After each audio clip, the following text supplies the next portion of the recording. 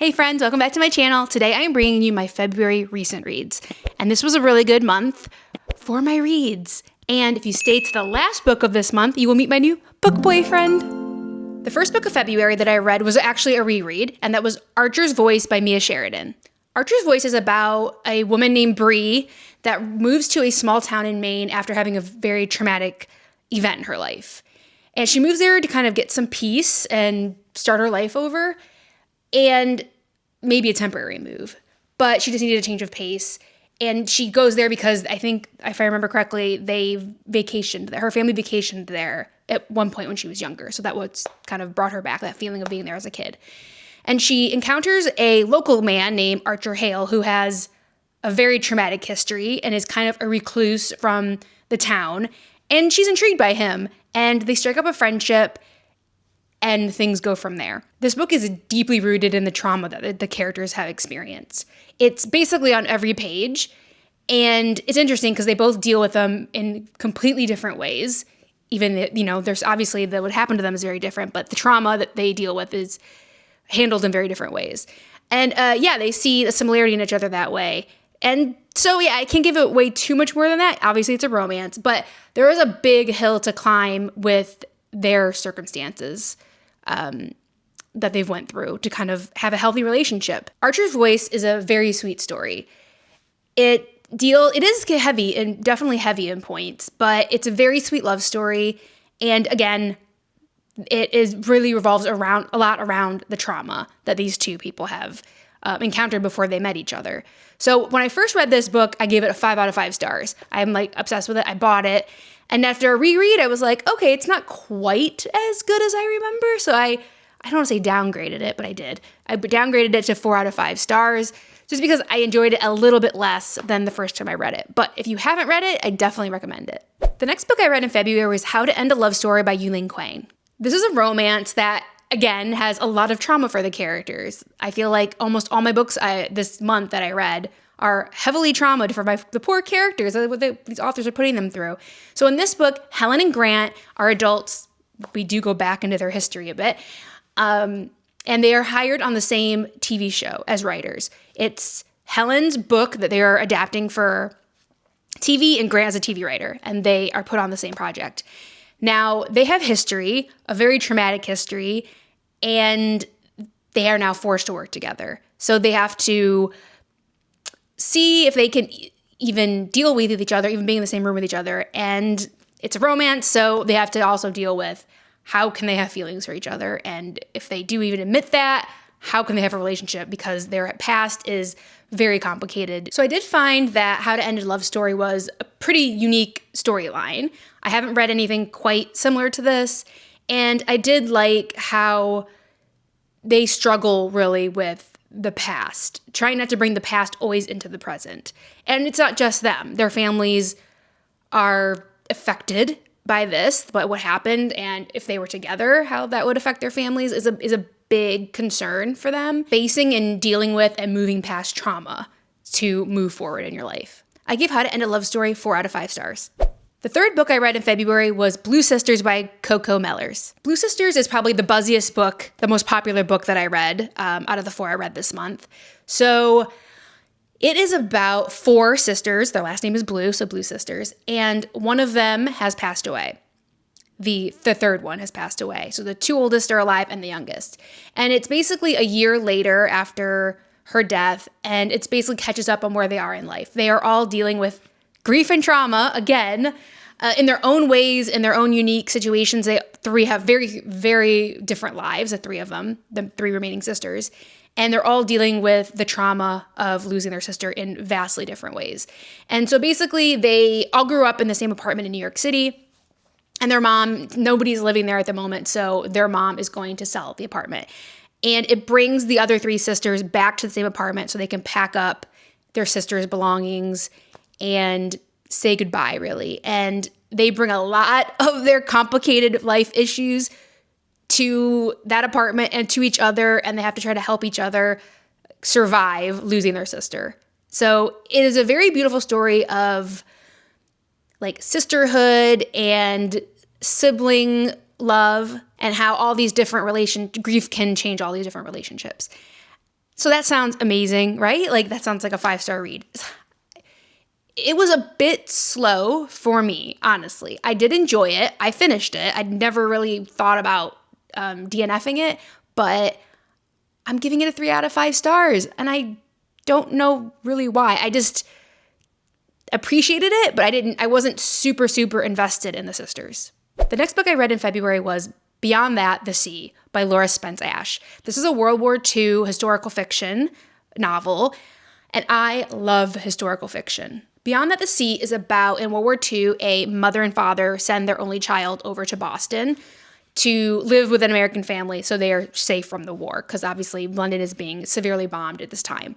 So she's a preteen, and she travels by herself across the ocean to this family that has volunteered to take care of children that are kind of displaced by the war and is sent to safety by their parents. So there's a mother and dad, and then there's 2 sons, Gerald, who is younger than B, and then William, who is older than B. So she ends up staying there for 5 years and becomes very close to this family. They're very good to her.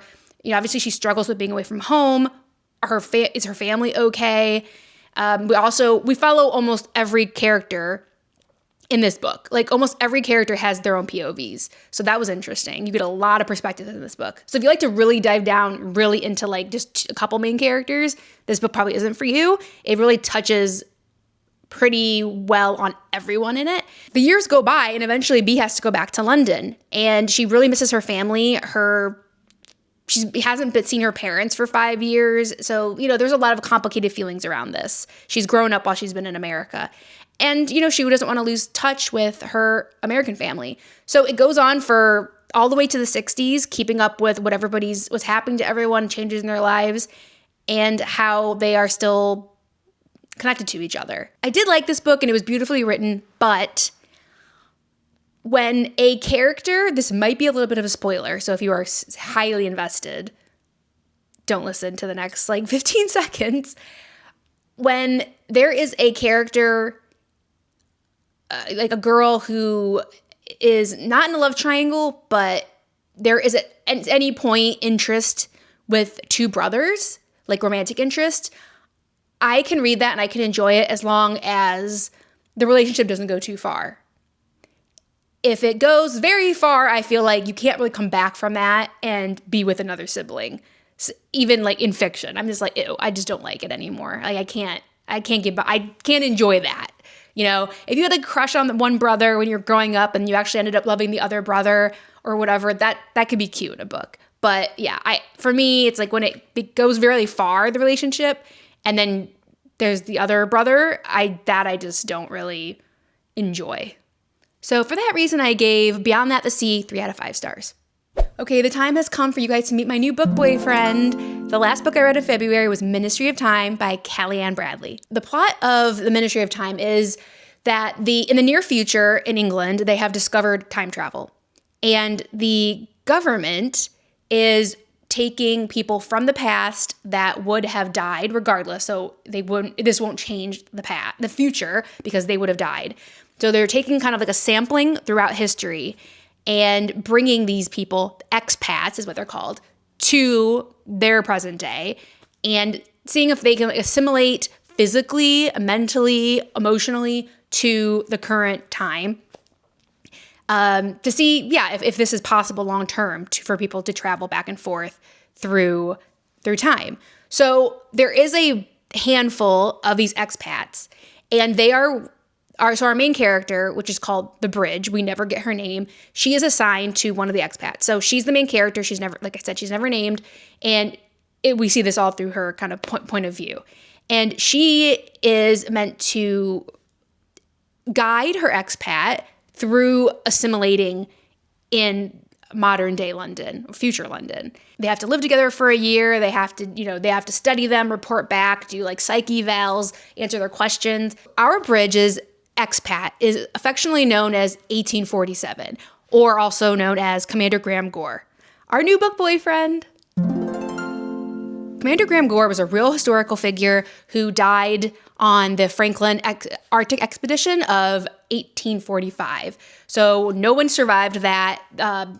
You may have seen the show The Terror, which is a horror take on that expedition. And I watched that show, I watched the movie, I loved it, and I loved that a character from that expedition was brought into this romance book. So I love that about this. So our Bridge and Gore have to live together for a year and slowly assimilate him into technology, Spotify, washing machines, like just everything, everyday things that he has no idea what they are.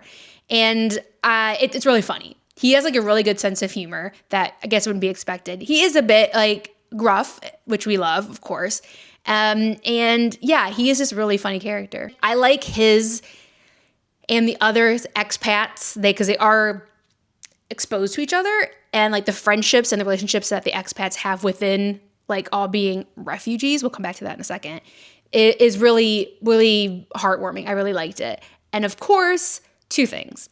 It's a romance, so feelings develop, of course. And then two, there's no way this government program couldn't be for nefarious means. No way. Totally on the up and up. So there's a bit of a plot, obviously, with that too. While this book is very funny, very cute, romantic, all of the above, it does have a very serious conversation about refugees and colonization, literally and